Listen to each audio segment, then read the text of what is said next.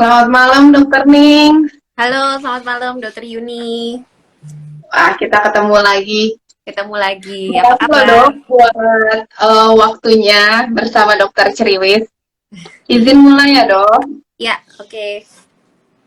Orang bijak mengatakan kesehatan adalah dasar dari semua nikmat Tuhan. Yang tanpanya semua nikmat menjadi kurang utuh. Nah, teman-teman di Sears, beberapa bulan ini kita diberi kenikmatan dengan mendengar kabar di berbagai provinsi di Indonesia, bahkan di beberapa rumah sakit, angka COVID-19 sudah menurun, sangat menurun, bahkan nol.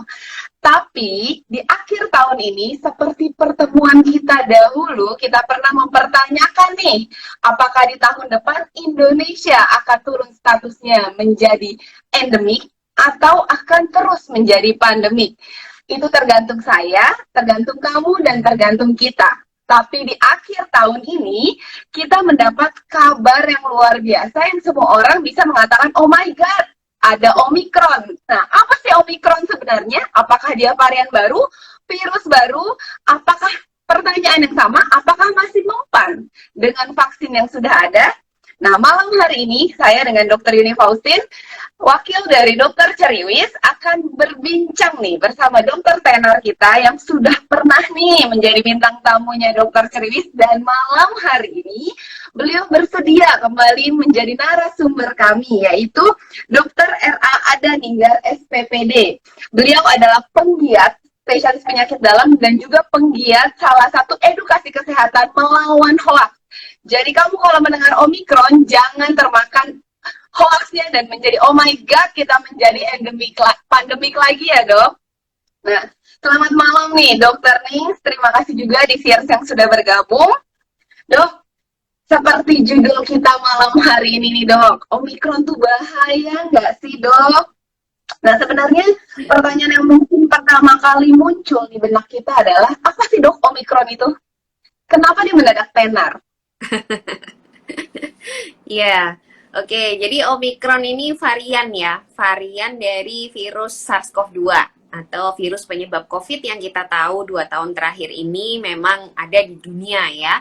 Jadi ini salah satu varian sama seperti Alpha, Beta, Gamma, Delta yang kemarin, yang kali ini namanya Omikron gitu ceritanya.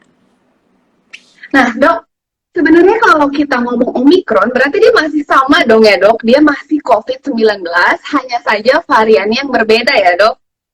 Ya, semoga ya. Jadi prinsipnya Tapi gini. kalau Ya, jadi virus ini kan masih dipelajari ya. Varian ini kan masih dipelajari karena kan baru diketemukan, artinya baru dilaporkan sebetulnya ya. Baru dilaporkan kan awal November dan baru diberi gelar variant of concern itu sekitar akhir November. Jadi sekarang ya kita masih ilmuwan ya, ilmuwan terutama ilmuwan-ilmuwan itu masih mempelajari sih sebetulnya bagaimana sih perilaku dari si Omikron ini gitu. oh jadi masih pertama kali jadi varian of concern itu September ya, Dok? November, November akhir. November, akhir November. Nah, Dok, sebenarnya Dok, kalau kita ngomong nih soal COVID-19, aduh udah 2 tahun nih kita ngomongin mulu, tahu-tahu muncul Omikron nih, Dok. Sebenarnya situasi COVID di Indonesia ini seperti apa sih, Dok? Baru kita nafas sedikit lega, mungkin beberapa daerah statusnya itu diturunkan, bahkan PPKM levelnya diturunkan. Tapi mungkin gambaran kondisi sebenarnya tuh baru katanya nih, Dok. Ya, jadi kalau kita ngomong kondisi Indonesia ya, sebenarnya kondisi Indonesia ini sekarang sedang nyaman-nyamannya ya kalau saya bilang. Maksudnya nyaman untuk beraktivitas, nyaman untuk kita menggerakkan roda perekonomian lagi karena memang kondisi kita sekarang sedang kalau dibilang kasusnya itu stabil-stabil aja ya, bahkan cenderung menurun gitu. Jadi kalau kita lihat kurvanya, itu kurvanya flat lah ya, flat atau malah cenderung turun dibandingkan negara tetangga, dibandingkan yang di Eropa, Amerika yang memang ada lonjakan gitu ya. Jadi memang sekarang itu kita masih dalam kondisi itu. Jadi bisa dibilang ya sekarang sih ini kondisi kita masih kondisi yang paling nyaman, dan kalau bisa ya kita harus pertahankan nih kondisi seperti ini. Jadi supaya aktivitas masih bisa berjalan ya, roda ekonomi juga mulai berputar lagi ya. Kondisi ini yang harus kita pertahankan, itu PR besar buat kita. Melihat adanya Omikron dan lain-lain yang memberikan dampak cukup lumayan ya di beberapa belahan dunia lain gitu. Jangan sampai ya dok, kondisi nyaman ini meninggalkan kita saat sedang sayang-sayangnya nih katanya. Nah, tapi memang iya sih dok, kalau kita ngomong soal kondisi COVID, memang sekarang lagi nyaman banget sampai seakan-akan kemarin itu seperti mimpi ya dok, pandemi kemarin yang bulan Juni itu. Nah, teman-teman kalau kalian enak banget rasanya di kondisi yang masih pandemi tapi rasanya nyaman, tanggung jawab ada di kita semua ya dok. Ya, benar-benar. Untuk mempertahankan ini, itu adalah tanggung jawab kita semua, ya. Jelas itu. Nah dok, ada pertanyaan lagi nih dok. Apa sih sebenarnya bedanya Omikron sama varian paling terkenal sebelumnya nih dok? Varian Delta. Ada nggak sih bedanya dok? Ya, jadi bedanya ada ya. Jadi memang Omikron ini dia bukan turunan dari varian Delta. Itu yang pertama. Jadi varian Delta itu kan yang terakhir, varian terakhir yang cukup mendominasi ya di dunia ini secara prevalensi jumlahnya, itu dia masih sangat mendominasi sampai sekarang sebetulnya, itu adalah varian Delta. Dan varian Delta ini dia banyak anakannya gitu ya, banyak turunan-turunan varian Delta yang ternyata juga dominan di semua negara gitu. Nah ini Omikron ini tiba-tiba muncul, yang kemarin bukan muncul ya, artinya ditemukan yang bulan November itu terdeteksi, ternyata dia cukup berbeda dengan si varian Delta. Jadi dia juga bukan anakan atau bukan turunan dari varian Delta. Jadi varian Omikron ini bedanya adalah mutasinya dia cukup banyak ya, yang ada di spike itu. Kalau kita ingat tonjolan-tonjolan dari virus SARS-CoV-2 sebagai kunci masuk ke dalam tubuh kita, itu spike protein. Nah, di situ dia ada mutasi lebih dari 30 mutasi di situ ya. Jadi cukup banyak dibandingkan dengan Delta yang mutasinya sekitar 10 gitu. Ini yang bikin para ahli itu jadi melek lagi gitu ya. Mungkin kemarin sempat nyantai-nyantai, sekarang harus melek lagi. Makanya langsung dimasukkan ke varian of concern. Karena istilahnya jangan sampai lengah nih kita mempelajarinya. Karena itu ada perbedaan di mana mutasinya cukup banyak. Memang mutasi cukup banyak itu tidak langsung berkorelasi dengan, oh virus ini berarti lebih berbahaya. Itu tidak tentunya ya. Cuman karena ada perbedaan ini, ya tentunya kita harus mengamati apakah perbedaan ini juga akan menimbulkan perbedaan perilaku pada virus ini. Sebetulnya ini adalah kemajuan teknologi juga ya, karena zaman dulu mungkin kita belum punya tuh alat atau cara untuk mempelajari virus ini, mempelajari genom-genomnya. Karena kepentingannya, kalau kita bisa mempelajari sifatnya, kita bisa melakukan pencegahan. Sebetulnya itu ya tujuannya gitu. Nah sekarang si Omikron ini itu memang banyak sekali yang berbeda dibandingkan varian terakhir sebelumnya ya. Jadi mulai dari jumlah mutasinya, dan dia itu membawa banyak mutasi yang sebelumnya sebetulnya sudah ada. Jadi sudah ada di varian Alpha, sudah ada di varian Beta, sudah ada di varian Gamma, dan sudah ada di varian Delta. Dan itu semua mutasi yang ada di varian-varian sebelumnya itu bergabung jadi satu, yaitu di Omikron itu. Nah, ini yang menjadi pertanyaan, kalau bergabung, apakah dampak yang tadinya satu-satu itu dia akan tetap berdampak atau tidak? Ini yang harus dipelajari, karena dulunya di varian Alpha, Beta, Gamma, Delta, itu mutasi yang sudah diketahui, itu dampaknya semuanya signifikan. Jadi misalnya kecepatan penularan lebih cepat, dia bisa menurunkan efikasi vaksin, dan lain-lain itu sudah dipelajari sebelumnya di varian-varian sebelumnya. Tapi pada saat itu terpisah-pisah gitu mutasinya. Tapi ini jadi satu. Jadi satu ada di dalam tubuh si Omikron bareng-bareng gitu. Nah ini yang kita belum tahu kalau dia bersamaan, apakah dampaknya akan sama atau enggak, yaitu yang sedang dipelajari gitu. Wah, Omikron ini ternyata luar biasa banget ya dok. Justru dia menyerap semua jenis-jenis yang mutasi-mutasi sebelumnya itu ada di dia semua ya dok. Iya, itu yang akhirnya menjadi concern ya, menjadi concern dari para ahli, karena kalau yang sebelumnya sudah diketahui begini, kalau dia bergabung dengan yang lain, apakah efeknya sama, kan sebetulnya belum tentu. Nah, itu yang harus dipelajari, gitu.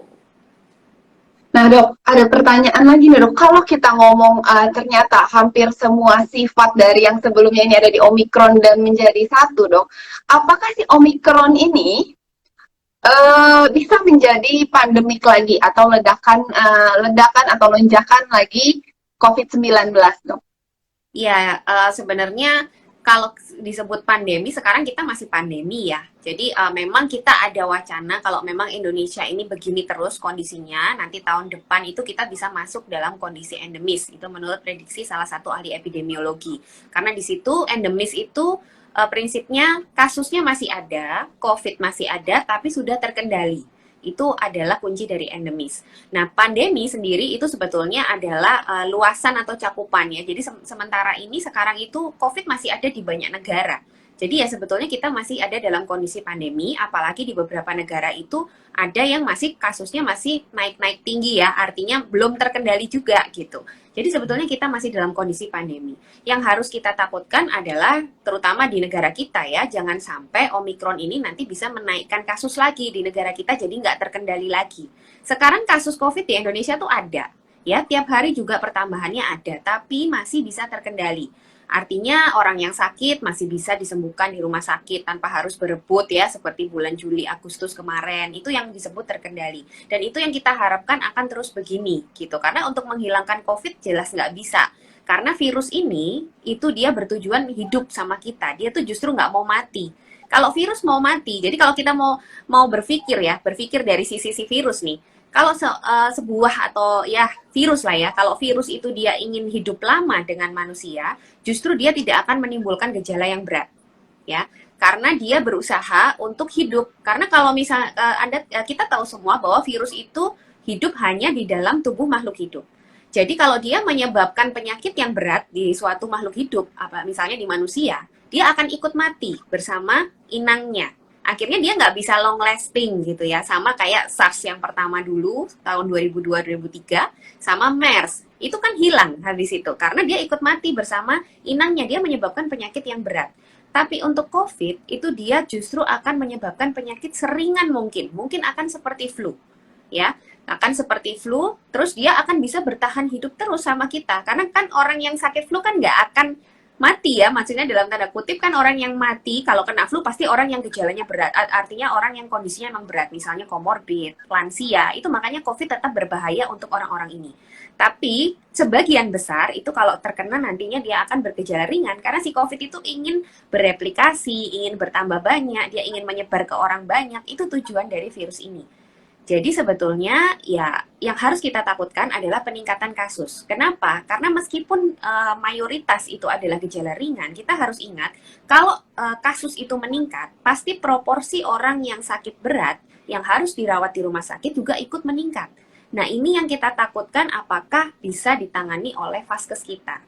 Jadi peningkatan kasus untuk meskipun ringan, kalau meningkat kasusnya itu meningkat pesat seperti di Amerika, Eropa, rumah sakit akan tetap bisa kewalahan.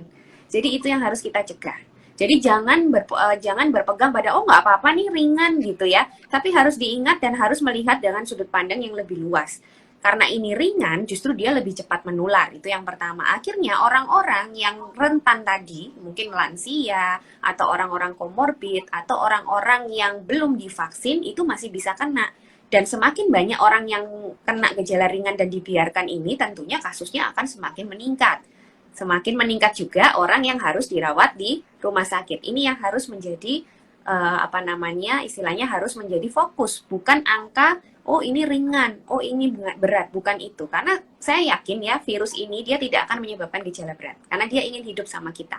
Itu sudah terlihat dari sejak awal COVID ada, itu dia 80% kan gejala ringan.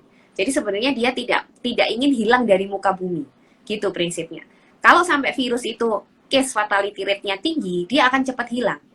Karena dia akan ikut mati bersama inangnya. Tapi yang harus kita perhatikan atau harus kita hati-hati adalah kasus ini jangan sampai dibiarkan melonjak tinggi. Karena nanti akan membebani vaskes persis kembali seperti bulan Juli Agustus kemarin. Gitu. Wow, itu bagian yang harus kita stabiloin ya dok ya. Buat di-share sekalian, buat warga Indonesia sekalian yang kita tuh terkenal dengan budaya gotong royongnya. Kali ini pun kita harus saling gotong royong untuk menjaga kesehatan kita semua. Jangan sampai terlalu terlena dengan keadaan, jadi kita bernostalgia seperti awal 2019, ketika semua negara mulai melonjak COVID-19, di saat kita belum ada, ternyata sekali meledak langsung boom, besar sekali ya dok ya. Saya rasa warga Indonesia cukup pintar untuk kita bisa beradaptasi.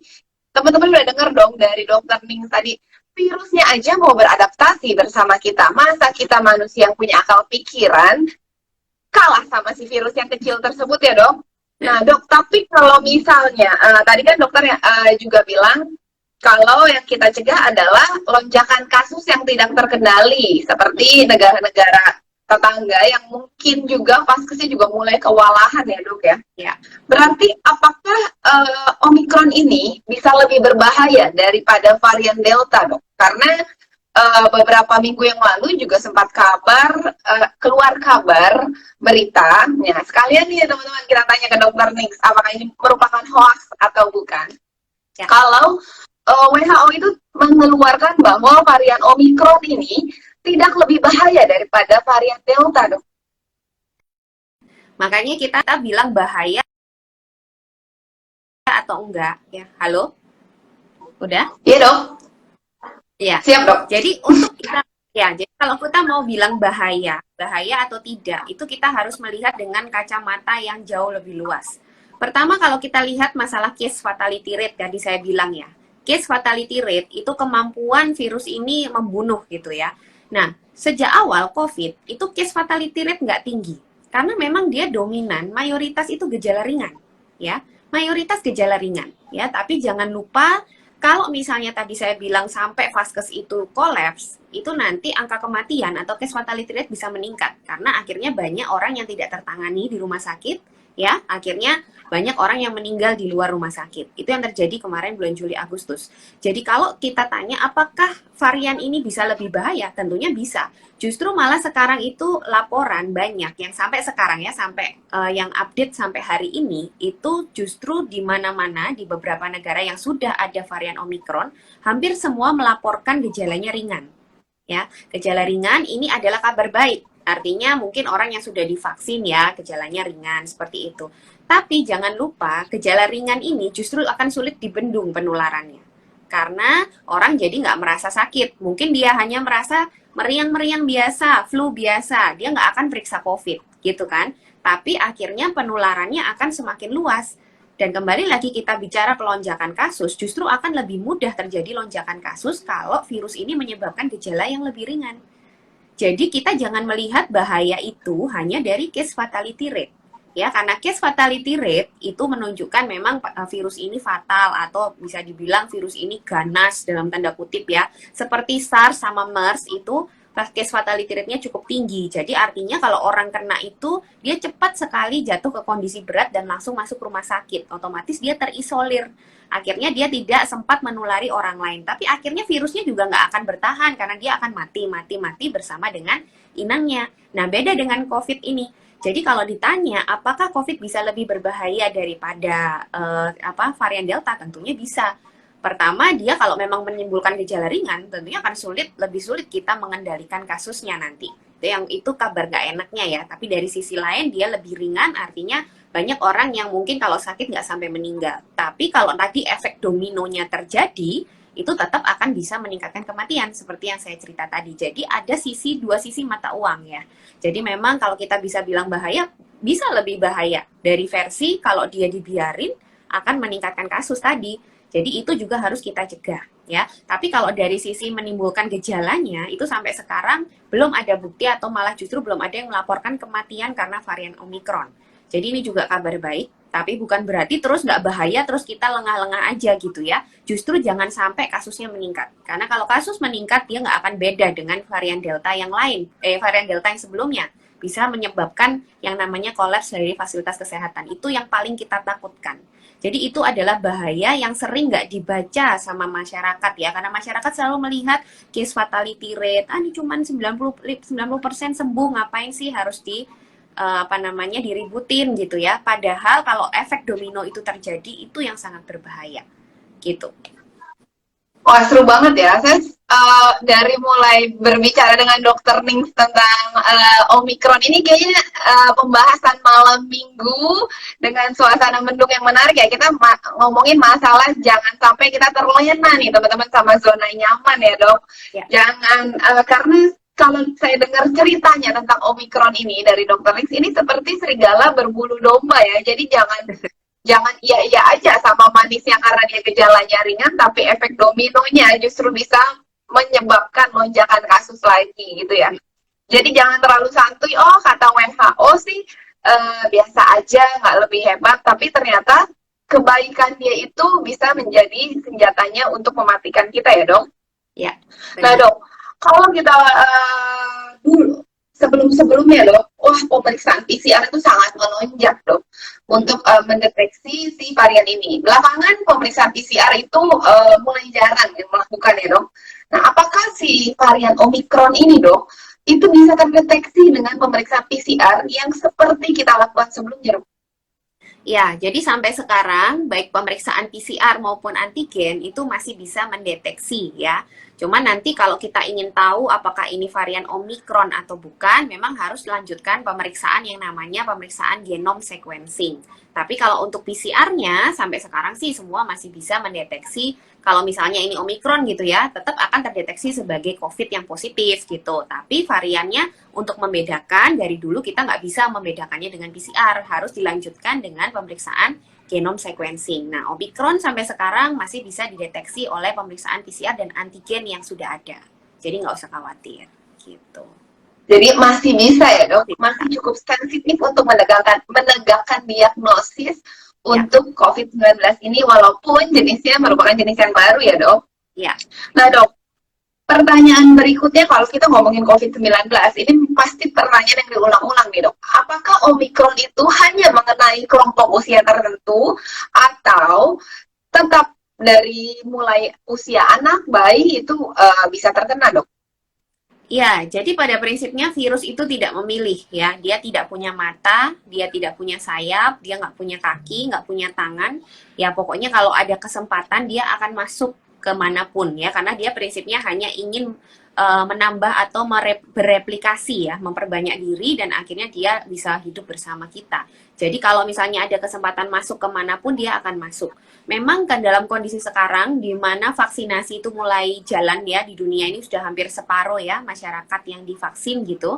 Nah, dengan berjalannya vaksinasi tentunya orang yang rentan itu lebih sempit ya. Jadi orang-orang terutama yang belum divaksin itu pasti rentan. Jadi si virus itu pasti akan mencari tempat yang belum ada perlindungannya.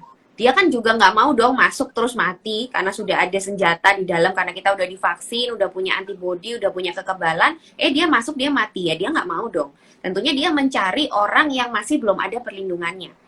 Ya orang yang belum divaksin adalah sasaran utama pastinya.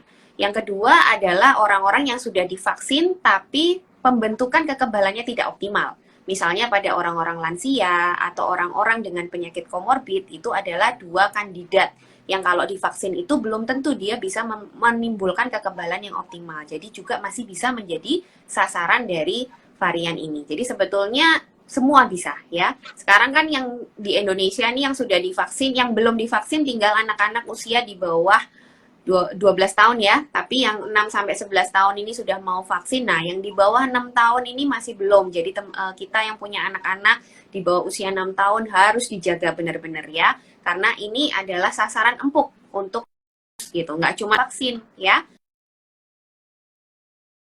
Dia belum divaksin, jadi anak usia di bawah 6 tahun ini sangat-sangat rentan nantinya ya.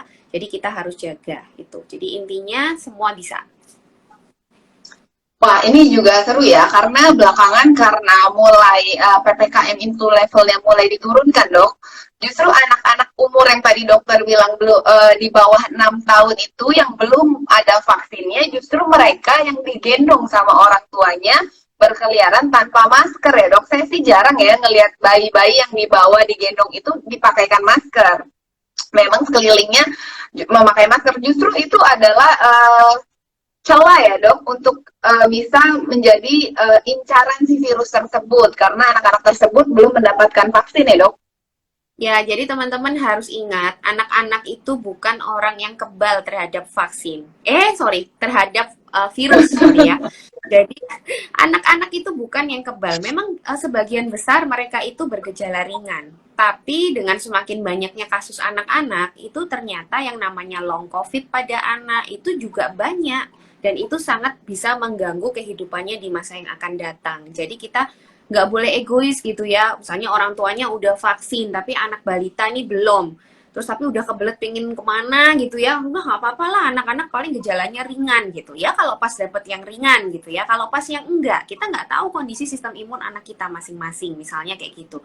Ya kalau saya pribadi nggak pernah mau gambling ya. Kalau untuk anak-anak, ya mendingan saya menahan diri dulu sampai anak saya nanti divaksin, baru nanti saya lebih mau kemana kek, mau apa lebih bisa dipikir. Untuk sekarang saya harus menahan diri. Itu kalau saya ya teman-teman, tapi ini hanya informasi aja bahwa anak itu tidak kebal terhadap COVID ya. Jadi tetap bisa kena, bisa gejala ringan, bisa gejala berat juga. Yang meninggal karena COVID juga ada, datanya sudah ada di Indonesia ya. Sudah ada penelitian di Universitas Indonesia itu.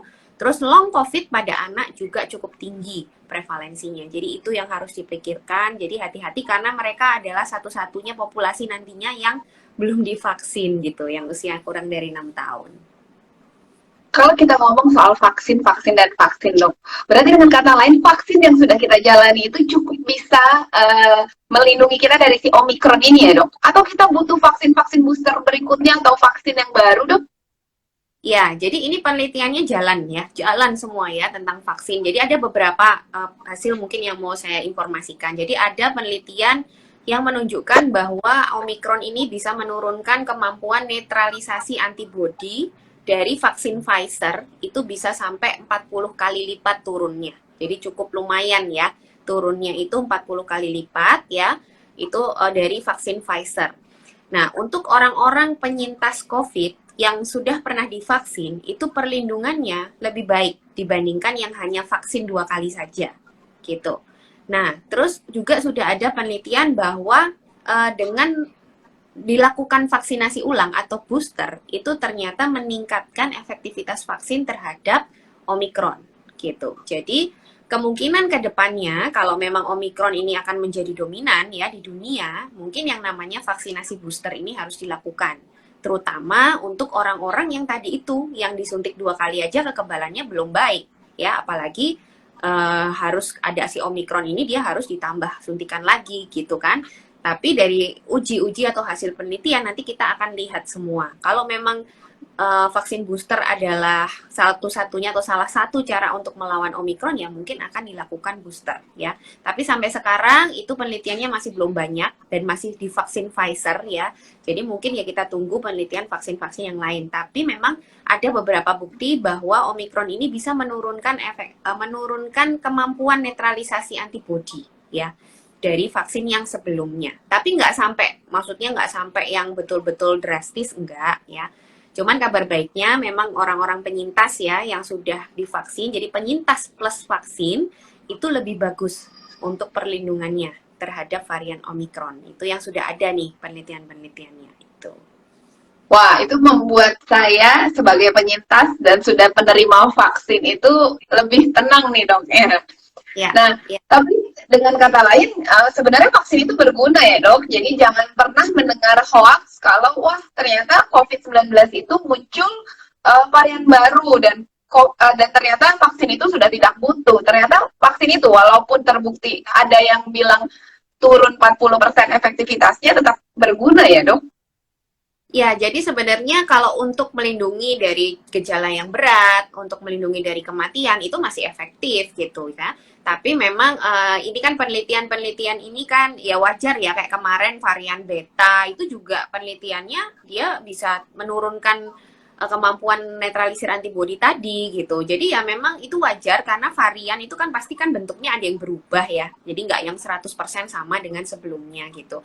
Tapi kan kita perlindungan kita di dalam tubuh itu kan nggak cuma antibodi, kita juga punya yang namanya sel memori ya. Dan sel memori ini sangat berperan dalam melawan varian baru karena dia bisa mengenali keseluruhan bentuk dari virus itu. Jadi meskipun ada yang berubah, dia tetap bisa mengenali. Nah, itu juga sedang diteliti sekarang bagaimana respon dari sel memori ini. Jadi si varian Omicron dengan yang sudah divaksin misalnya, nah itu bagaimana respon sel memorinya itu juga sedang diteliti sekarang.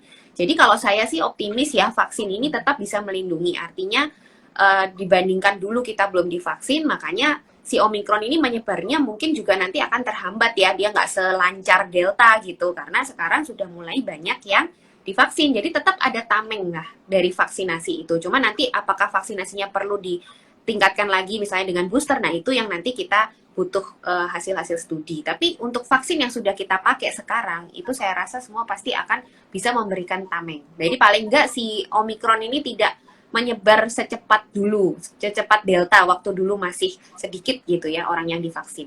Jadi itu, optimis aja karena vaksin ini berdasarkan ilmu imunologi ya, vaksin itu jelas suatu teknologi yang sangat-sangat yang sangat-sangat terbukti lah bisa melawan infeksi-infeksi yang berbahaya ya, gitu sih. Nah dok, agak melenceng sedikit tentang tema kita hari ini. Tadi dokter sempat berbicara long COVID dok. Pada anak itu sudah mulai banyak. Sebenarnya gejala long COVID pada anak atau pada dewasa itu seperti apa sih dok? Karena mungkin waktu itu kita agak jarang membicarakan tentang yang namanya long COVID karena kita terlalu fokus sama lonjakan COVID yang ada gitu dok. Nah sebenarnya long COVID itu seperti apa sih dok? Jadi long COVID itu adalah sisa ya, sisa gejala yang masih ada meskipun orang itu sudah sembuh dari COVID. Ya, kalau pada orang dewasa itu 3 besar yang tersering adalah rasa lelah ya, rasa lelah yang berkepanjangan setelah sembuh, tapi badannya itu kayak nggak fit gitu ya, lama gitu baru kembali. Itu disebut long COVID. Terus ada juga kayak gangguan brain fog ya, seperti kayak sulit konsentrasi, terus sulit mengingat. Nah, itu juga sering dikeluhkan oleh orang-orang. Terus ada juga sesak ya. Jadi aktivitasnya belum bisa langsung kembali seperti sebelum sakit. Jadi harus bertahap. Karena kalau dia memaksakan dengan aktivitas yang langsung kembali seperti sebelum sakit, dia mudah sesak. Seperti itu. Nah, itu beberapa contoh long COVID yang pernah dilaporkan. Sebenarnya banyak banget ya, rambut rontok, juga ada yang lapor seperti itu, gangguan menstruasi ya. Terus ada juga yang lapor masih ada gangguan penciuman, pembauan, perasa itu juga cukup lama hilangnya. Nah, itu semua long COVID. Nah, kalau pada anak ini reaksinya seperti reaksi imun ya, dan terjadinya tuh justru beberapa minggu setelah dia sembuh dari COVID. Jadi kayak munculnya tuh belakangan, dan gejalanya itu mirip penyakit Kawasaki kalau pada anak-anak. Jadi ada reaksi imun, kerusakan beberapa organ, kemerahan di kulitnya. Nah itu yang ada, yang terjadi kalau pada anak-anak. Jadi kasihan banget karena kalau long COVID-nya kayak gini ya, pada anak ini itu cukup mengganggu karena dia bisa menyebabkan keradangan di banyak organ. Jadi seperti penyakit autoimun gitu sebenarnya. Kalau pada anak-anak long COVID-nya. Nah, ini yang selalu di-sounding oleh para spesialis anak ya, karena mereka juga sudah mulai menemukan anak-anak yang kena COVID itu nggak sekedar sembuh, tapi berapa minggu kemudian terjadi tadi itu long COVID ini. Jadi itu yang harus diwaspadai, meskipun dia sembuh ringan, ternyata ada di belakangnya dia long COVID. Dan sampai sekarang kita nggak bisa prediksi anak yang bisa kena long COVID yang mana, anak yang nggak kena yang mana. Jadi kalau kita biarkan anak kita terpapar, kita akan istilahnya itu menempatkan dia ke resiko itu. Karena kan kita nggak bisa pilih ya, anak ini bakal kena long COVID atau enggak gitu. Wow, ini informasi tambahan yang menarik banget nih dok. Di saat kita sedang tenang-tenangnya, sedang nyaman-nyamannya, mulai berpergian, dan si anak justru adalah kelompok umur 6 tahun ke bawah, bahkan bayi-bayi itu adalah mereka yang sangat sering saya lihat justru mereka tidak dipakaikan APD apapun, tidak dipakaikan masker, tidak dipakaikan apapun. Nah dok, kalau misalnya ngomongin soal vaksin tadi dok, kan kita sudah pernah nih, ada yang pernah vaksin Sinovac, ada yang pernah vaksin Sinovac, ada yang pernah vaksin AstraZeneca. Apakah untuk melawan si Omicron ini kita butuh jenis vaksin yang berbeda? Maksudnya saya sudah pernah nih dok di dapat Sinovac misalnya. Apakah saya harus memburu vaksin AstraZeneca? Apakah kandungan vaksin-vaksin itu berbeda sehingga saya akan mendapatkan kekebalan yang lebih dalam melawan varian COVID ini, dok? Ya, jadi sebenarnya belum ada penelitian ke sana ya. Artinya itu apakah nanti kalau kita pun booster itu yang terbaik itu harus booster yang seperti apa gitu kan ya. Maksudnya apakah sama atau beda gitu mereknya. Nah, itu belum ya, belum. Tapi sebetulnya kalau dari studi ini bukan terkait varian Omicron ya, studi yang sudah ada itu kalau untuk booster memang lebih baik yang heterolog. Jadi heterolog itu yang berbeda. Jadi kalau sebelumnya dapat Sinovac, mungkin nanti untuk boosternya yang merek berbeda. Tujuannya supaya antibodi yang terbentuk lebih beragam gitu. Jadi memang dari beberapa studi booster, di mana booster yang heterolog atau yang berbeda merek, itu efikasi dari vaksinnya bisa lebih tinggi dibandingkan yang homolog. Homolog itu sama, misalnya yang Sinovac, terus nanti Sinovac lagi gitu ya. Ya naik, efikasinya semua akan naik dengan booster pasti, karena booster itu kan meningkatkan antibodi ya, tapi tingkat naiknya itu lebih tinggi yang kalau beda tadi. Cuman kalau untuk Omicron ini belum ada studinya gitu. Ini juga pertanyaan yang menarik nih dok. Kalau di akhir, bukan di akhir ya dok, di ujung waktu itu lagi heboh-hebohnya varian Delta, kita mengenal dan sempat bahkan diajarkan yang namanya upgrade masker nih sama dokter nih. Pada varian Omicron yang sedang beredar ini dok, apakah upgrade masker itu masih dibutuhkan? Mengingat justru karena kondisi nyaman ini orang bukan upgrade masker lagi dok. Entah itu Downgrade ya, maskernya invisible atau malah bahkan downgrade tidak. masker gitu. Iya, masih mending kalau maskernya tergantung ya dok. Itu ada usaha lah. Nggak Berarti sama dia sekali pasti ya. mau pakai masker. Ini nggak ada sama sekali. Bahkan sisa sisa talinya kayaknya nggak lihat dok. Iya, jadi sebetulnya itu upgrade masker itu masih sangat relevan karena dulu kan upgrade masker itu penelitiannya kan dilakukan karena adanya varian Delta ya. Di mana varian Delta itu kan memang penularannya itu lebih cepat atau lebih tinggi lah dibanding yang varian yang sebelumnya. Jadi kita itu nggak butuh banyak virus nih untuk menyebabkan seseorang sakit. Cukup sedikit aja itu kita udah bisa sakit kalau kena varian Delta. Dulu kan begitu. Makanya masker itu harus di-upgrade supaya kita itu nggak mudah dimasuki oleh si varian Delta itu. Nah, sebetulnya sampai sekarang itu yang dominan di dunia sampai di Indonesia juga itu masih varian Delta. Jadi sebetulnya upgrade masker tuh masih relevan ya. Terlepas ada Omicron atau tidak, itu sebetulnya upgrade masker itu masih relevan terutama di tempat-tempat tertentu. Jadi tempat-tempat yang memang beresiko tinggi terjadi penularan, misalnya tempat indoor ya, ruang tertutup, mungkin ventilasinya kurang baik, mungkin di situ banyak orang ya. Itu kalau bisa kita pakai masker jangan yang biasa, ya memang yang upgrade. Upgrade itu boleh double atau kita pakai yang jenis seperti KF94 atau KN95 yang jelas nggak ada gap sama sekali ya. Itu tetap relevan, apalagi kalau nanti misalnya si Omicron ini terbukti lebih menular dibandingkan si Delta, ya jelas upgrade masker itu wajib gitu ya, karena memang data sekarang itu yang kita tahu terutama di Afrika Selatan itu kasus karena akibat Omicron itu kenaikannya cukup cepat. Jadi dibandingkan Delta dia lebih cepat sebetulnya kalau kita lihat di Afrika Selatan. Tapi kan kita harus menunggu data-data di daerah lain atau di negara lain juga. Tapi data sementara itu ada kemungkinan besar dia itu lebih cepat menular dibandingkan si Delta. Tapi akhirnya kalau lebih cepat menular, biasanya dia gejalanya lebih ringan. Karena tujuannya dia kan dia ingin bertahan bersama kita. Makanya kita harus hati-hati supaya tidak terjadi lonjakan kasus juga gitu. Jadi masih relevan untuk menggunakan upgrade masker di tempat-tempat tertentu ya. Karena sampai sekarang musuhnya masih sama. Delta itu masih dominan ya. Wah ini seru banget loh. Bahkan sebelum live ini dok, saya sempat lihat Instagramnya dokter Nim. Muncul yang paling pertama itu di feed saya adalah walaupun sudah vaksin, jangan lengah dalam memakai masker ya dok ya. Ya, itu wajib. Belum ada peraturan untuk downgrade masker nih teman-teman. Masih upgrade masker itu masih sangat disarankan. Paling tidak bertahan lah, jangan ada celah ya dok ya. Kita belajar dari negara lain lah, Dokter Yuni ya. Kita lihat negara Eropa, kita lihat negara Amerika.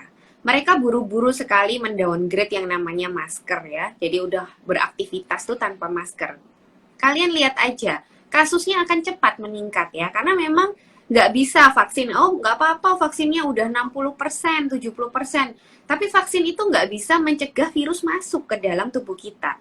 Logikanya di mana? Karena virus itu masuk kan lewat hidung dan mulut. Sedangkan vaksin itu kan bekerjanya di dalam tubuh. Jadi tetap kita butuh masker untuk meminimalkan paparan virus. Kalaupun dia masuk, nggak masalah kalau nggak terlalu banyak di dalam, dia langsung dihantam sama antibodi dari vaksin kita. Jadi itu semua adalah perlindungan yang harus dilakukan bersamaan. Jadi nggak bisa digantikan. Bukan berarti kalau nanti sudah divaksin 60%, 70%, terus kita buka masker. Bukan gitu rumusnya, ya. Karena itu adalah senjata yang tidak bisa saling menggantikan. Jadi tetap prinsipnya adalah 3 ya. Kalau apalagi kita bentar lagi kalau memang endemis itu artinya COVID nggak pernah hilang. Jadi COVID itu akan selalu ada, jadi kita yang harus beradaptasi gitu. Jadi ya kita tetap harus pakai masker di tempat-tempat, terutama maskernya harus baik ya di tempat-tempat yang tadi beresiko tinggi. 3 hal yang harus kita lakukan adalah adaptasi untuk protokol kesehatan, lalu kita juga harus menjaga kesehatan imunitas kita ya, karena virus ini kan musuhnya adalah sistem imun ya, dia belum ada obatnya. Lalu yang ketiga vaksin, dan 3 ini nggak boleh saling menggantikan. Jadi bukan berarti sudah olahraga, ada banyak yang bilang, sudah olahraga, sudah ini, nggak perlu vaksin, nggak perlu pakai masker. Itu juga salah ya. Terus udah pakai masker, nggak mau vaksin, itu juga salah ya.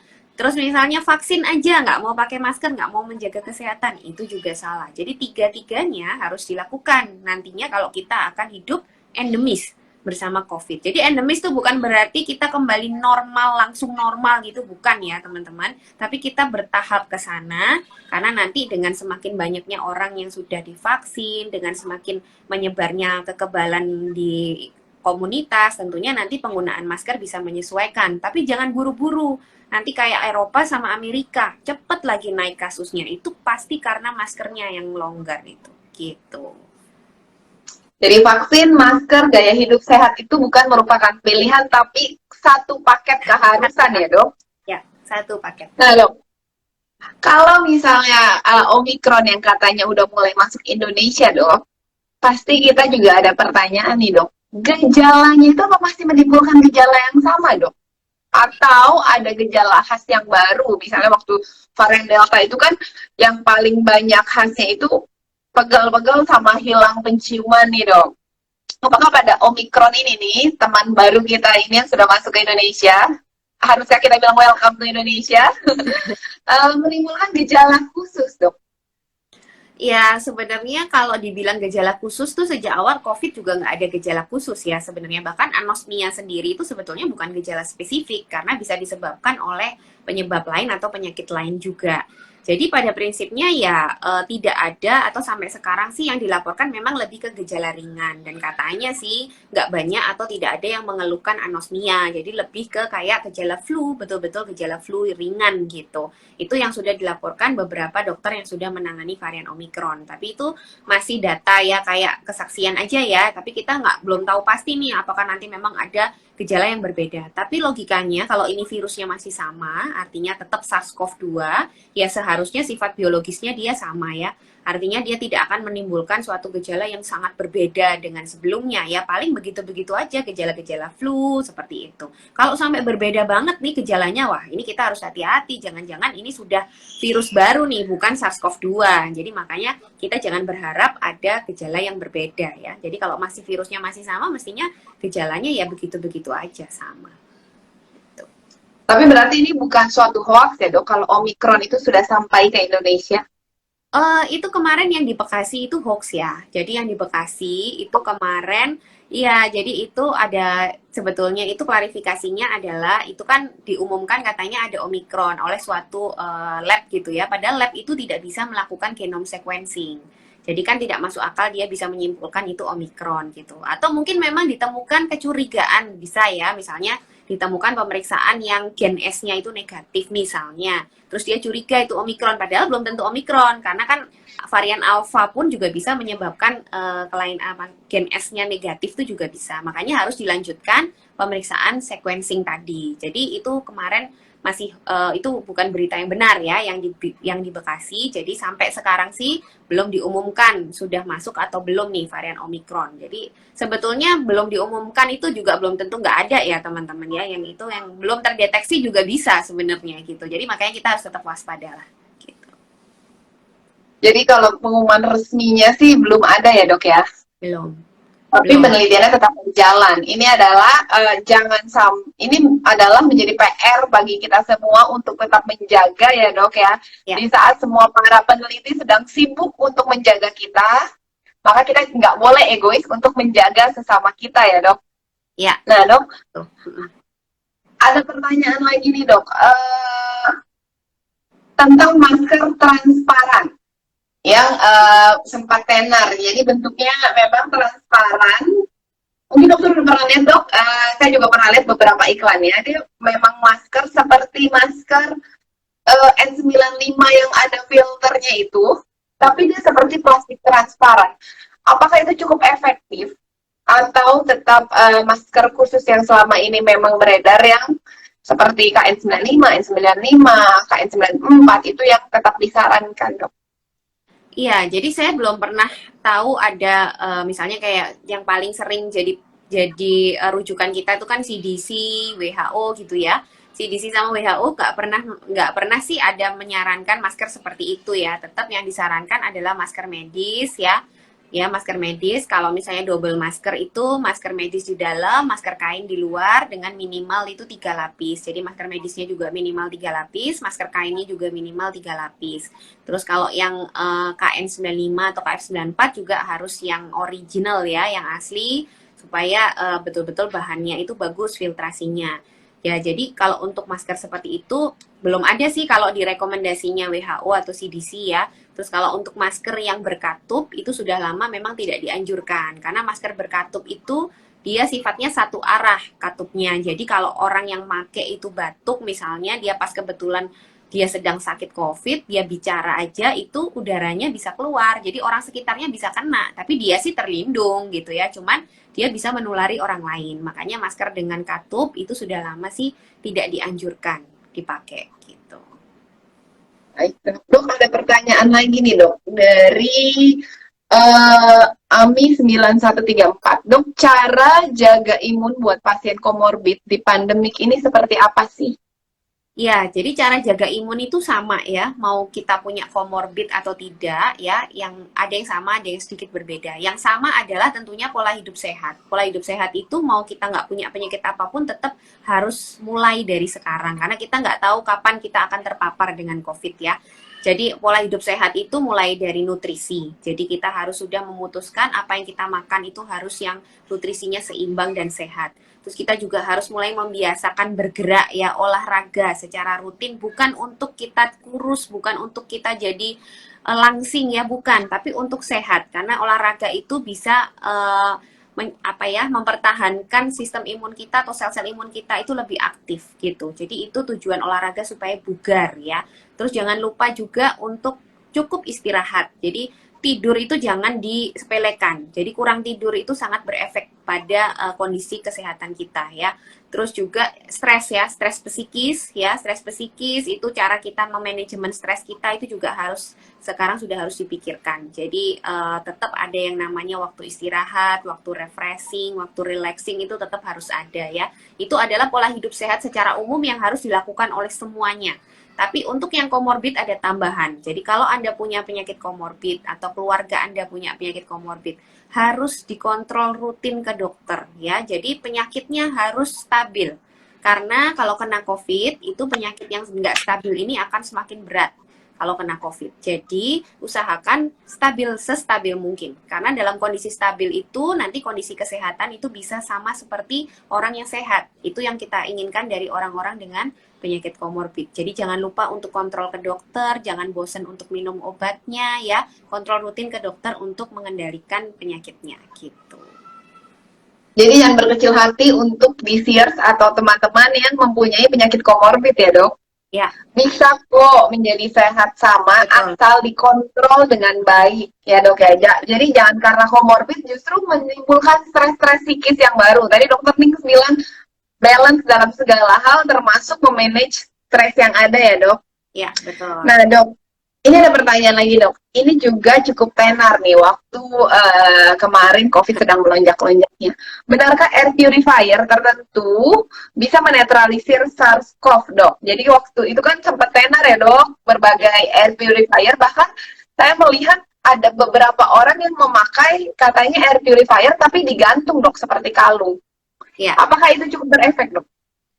Oke, jadi kalau kita ngomongin air purifier ya, memang HEPA filter. Jadi air purifier yang memang ada HEPA filternya, itu memang salah satu yang dianjurkan untuk membantu mengurangi konsentrasi virus yang ada di suatu ruangan tertutup kalau ventilasinya memang tidak bisa diperbaiki. Jadi kayak alternatif ya, memang paling bagus tuh adalah buka jendela, itu istilahnya paling dianjurkan karena ada ventilasinya, sinar matahari masuk ya, banyak keuntungannya. Tapi kalau tidak bisa ya, karena memang beberapa hal tidak bisa, ya bisa ditambah dengan HEPA filter di suatu ruangan tertutup disesuaikan dengan luas dari ruangan tersebut. Sebetulnya itu yang disarankan ya. Nah, untuk HEPA filter atau air purifier apapun yang digantung ya, itu saya memang belum pernah baca penelitiannya ya. Sepertinya memang belum ada penelitiannya, tapi logis aja ya, logika aja. Kalaupun digantung dengan kita menghirup udara di mana-mana, apakah udara itu bisa memilih? Tentunya kan enggak ya. Jadi ya tetap kalau kita pakai kalung itu tanpa masker, ya tetap kita bisa kena, gitu aja. Tapi kalau misalnya nih Anda udah pakai masker, mau ada tambahan nih, tambahan ikhtiar dok, tambahan perlindungan pakai ini, monggo silahkan, nggak masalah ya. Tapi bukan berarti pakai itu terus meninggalkan yang betul-betul vital adalah masker, itu salah besar. Kayak face shield dulu lah ya. Face shield itu kan dulu juga bisa menjadi tambahan proteksi. Tapi kalau dia satu-satunya, dia tidak memproteksi gitu ya. Ya sama dengan ini gitu. Jadi ya monggo-monggo aja dipakai, mungkin lebih tenang juga ya secara psikis. Tapi yang penting maskernya tetap harus dipakai dengan benar gitu. Wah, jawaban yang menarik nih teman-teman. Nah, terus ada lagi nih dok pertanyaan. Dari 444 yuk dok. Dokter, apakah kasus Omikron ini gejalanya bisa sesak juga? Iya, jadi Omikron ini kan juga masih COVID ya. Virusnya tuh virus SARS-CoV-2 sama. Jadi tentunya dia bisa menyebabkan gejala-gejala yang bisa disebabkan oleh COVID yang sebelumnya juga. Sesak ini kan salah satu gejala yang kalau COVID-nya berat ya. Ya ini sama. Jadi Omikron itu memang selama ini banyak dilaporkan gejalanya masih ringan. Tapi bukan berarti nantinya dia akan ringan semua ya, belum tentu juga. Karena ini kan masih sedikit ya orang yang mengalami, juga belum terlalu banyak. Mungkin belum kena lansia, mungkin belum kena orang-orang komorbid, mungkin belum kena orang-orang yang belum divaksin misalnya. Nah itu kita harus menunggu apakah dia bisa menyebabkan gejala yang berat banget juga apa enggak. Tapi secara logika sama ya, karena virusnya sama ya, kalau misalnya kebetulan kena Omikron dan bergejala berat, ya bisa mengalami sesak juga gitu. Baik dokter, jadi sebenarnya tetap ada kemungkinan menjadi sesak ya dok? Ya. Nah dok, ada pertanyaan lagi nih dari Yovita Stevina. Apakah masker respiratori boleh dipakai dokter? Masker respiratori itu apa ya? Masker apa ini maksudnya? Saya juga baru dengar sih dok, cuman bayangan saya itu mungkin masker yang besar itu bukan sih dok, yang seperti ada tabung gitu dok? Oh, yang itu. Ya sebenarnya nggak masalah ya. Itu tuh termasuk masker N95 kan. Jadi sebetulnya masker ya tetap belum ada rekomendasi baru untuk masker ya. Nanti mungkin dalam kedepannya nggak tahu kalau misalnya memang dia terbukti nih Omikronnya misalnya terbukti memang jauh lebih menular daripada si Delta, mungkin akan ada perkembangan baru mengenai rekomendasi masker. Tapi sampai sekarang masih belum ya. Jadi ya yang namanya upgrade masker ini saya rasa adalah perlindungan paling optimal lah untuk sekarang. Jaga-jaga juga kalau ternyata si Omikron ini lebih menular kan gitu ya. Jadi sebenarnya masker yang seperti ada tabung selama filternya itu terjaga dengan baik itu boleh dipakai ya dok, karena itu seperti N95. Nah dok, ada pertanyaan lagi nih dok dari Retno Wuryandari.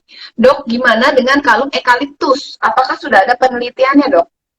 Iya, belum ya, belum ada. Jadi eukaliptus ini kan memang pernah ada penelitian setahu saya masih setingkat komputer ya. Jadi apa namanya molekul eukaliptus ini dikatakan bisa mengikat atau menetralisir virus SARS-CoV-2. Tapi itu dalam desain komputer. Jadi belum dilanjutkan ke penelitian laboratorium, belum dilanjutkan ke penelitian pada manusia. Itu komponen eukaliptusnya gitu ya. Itu aja belum, apalagi kalungnya. Jadi kayak tadi saya bilang sebetulnya kalau ini mau jadi efek placebo ya, artinya kita secara psikis mau pakai, itu boleh-boleh aja, tapi bukan dia satu-satunya karena dia belum terbukti. Yang sudah terbukti melindungi itu adalah masker. Ya, jadi sebetulnya cukup Anda pakai masker dengan benar ya, itu sebenarnya sudah cukup melindungi. Cuci tangan ya, itu tetap yang kemarin itu tetap dilakukan semua. Tapi kalau misalnya mau pakai, sekalipun mau pakai ya, namanya kalung eukaliptus kan dia juga nggak berbahaya.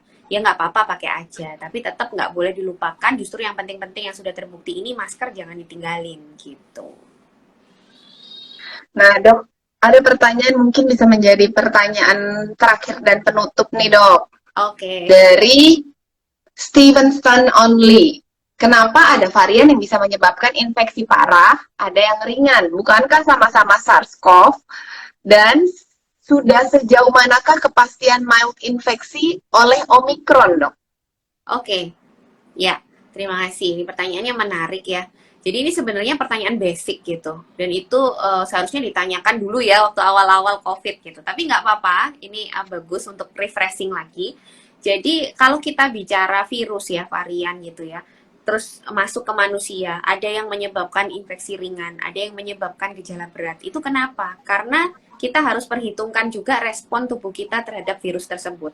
Ya, karena virus itu kan suatu makhluk gitu ya, makhluk dia masuk ke dalam tubuh manusia, sementara di dalam tubuh manusia itu banyak sekali, jadi sistem imun kita itu sangat bervariasi antar orang. Tentunya respon sistem imun kita dalam melawan virus atau melawan musuh itu pasti akan berbeda-beda juga, ya kan?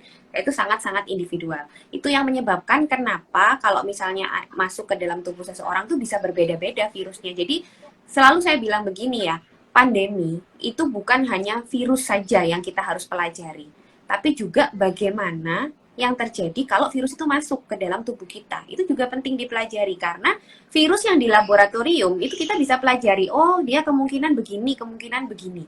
Tapi pada saat masuk ke dalam tubuh manusia, misalnya masuk ke dalam tubuh saya, nanti tubuh saya ngeresponnya gimana, itu akan berbeda kalau virus ini masuk ke dalam tubuh dokter Yuni.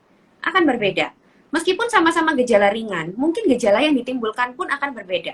Mungkin saya cuma demam, batuk, pilek, mungkin dokter Yuni sampai diare atau apa. Itu bisa terjadi, ya.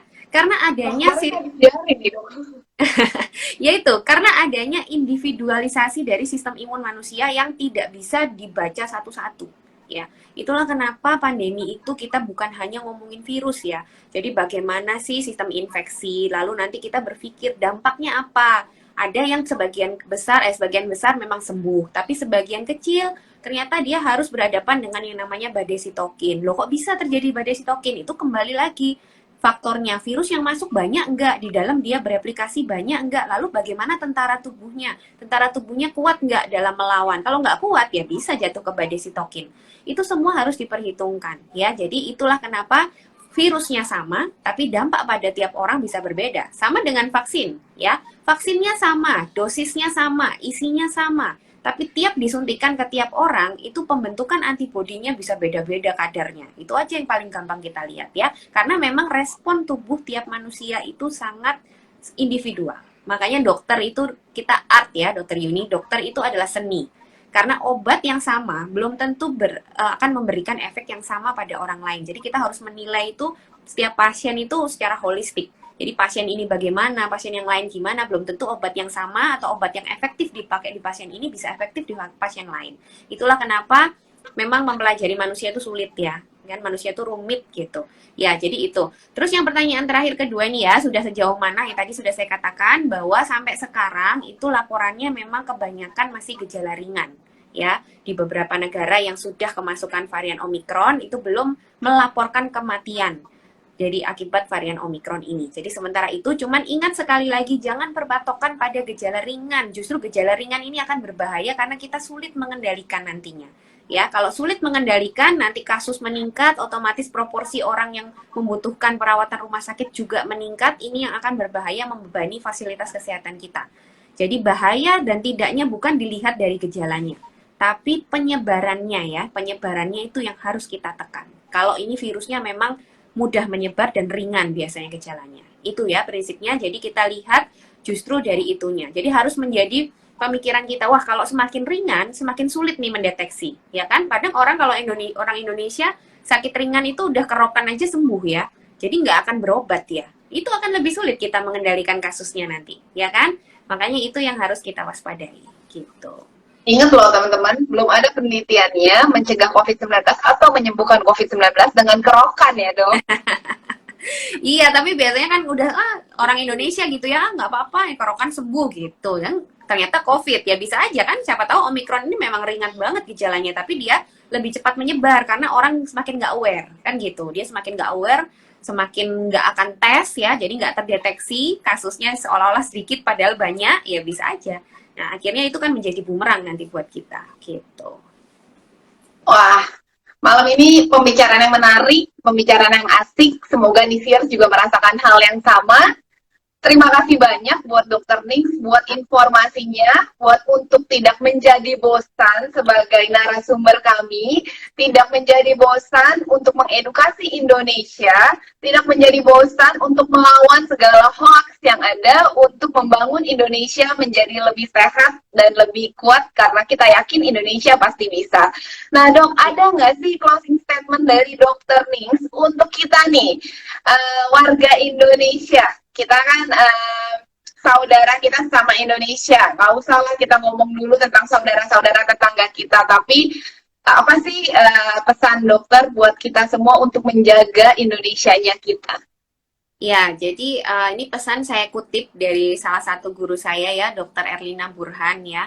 Jadi beliau selalu mengatakan begini, varian apapun biarin aja ada, karena itu akan terjadi terus. Selama terjadi penularan, itu yang namanya varian baru itu masih akan ada.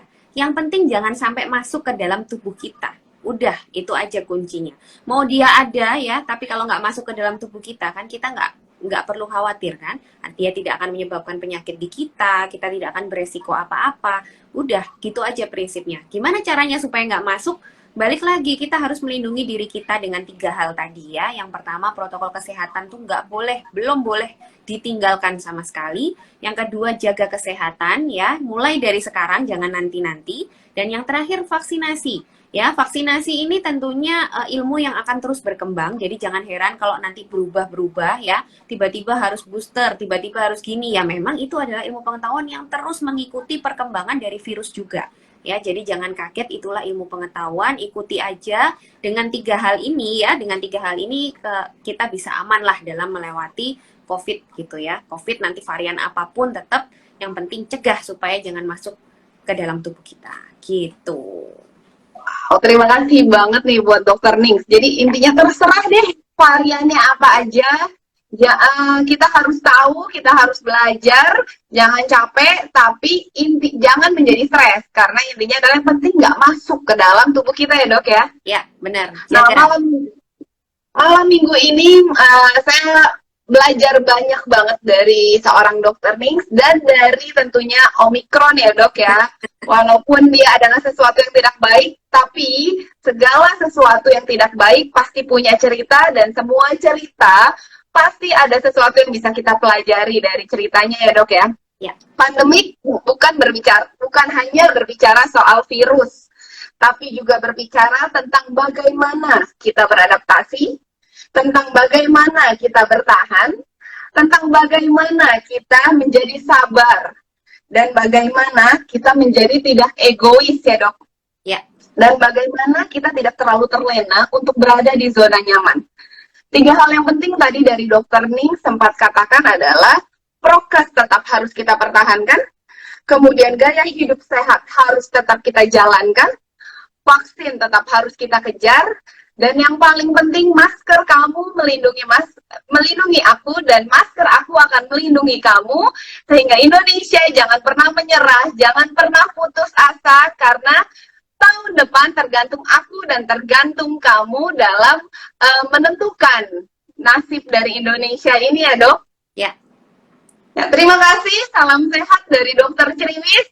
Kita nggak pernah bosan untuk ceriwisin kalian supaya kalian tetap sehat dan bisa membangun Indonesia menjadi lebih baik. Jangan lupa tetap follow Dokter Ceriwis, dan jangan lupa nih subscribe untuk YouTube channelnya Dokter Ceriwis, dan tentunya jangan lupa tetap follow Dokter Nings ya dok. Boleh disebut ulang dok Instagramnya dok, karena saya sendiri memfollow Dokter Nix dan banyak sekali hal yang bisa saya pelajari dari Instagramnya Dokter Nix dan banyak informasi yang menjawab apakah itu sebuah hoax atau itu sebuah fakta nih teman-teman. Boleh disebut Dok? Ya, Dokter Nings ya, DRNINGZ. Gitu. Wah, terima kasih teman-teman. Selamat bermalam Kasih. minggu, tetap jaga protokol kesehatan, tetap menjalankan akhir tahun ini dengan sehat supaya kita bisa menjadi Indonesia yang lebih maju, Indonesia yang lebih sehat, dan salam sehat. Bye. Makasih Dokter Yuni.